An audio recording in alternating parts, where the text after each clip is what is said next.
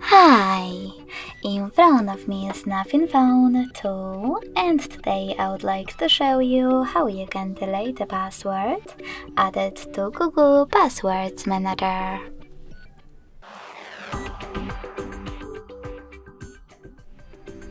First thing you need to do is opening Devices Settings and scrolling all the way down to access Google section.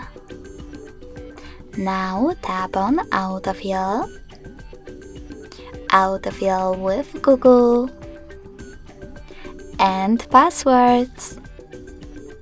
Finally, just click on one of your passwords that you wish to get rid of, in my case my Messenger one, and enter your current login method.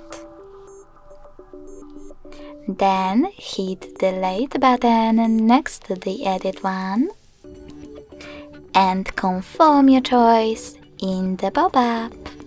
So when I do that, as you can see, my password was successfully deleted from Google Passwords Manager. Thanks so much for watching. If you enjoyed this video, don't forget to leave a like, comment and subscribe.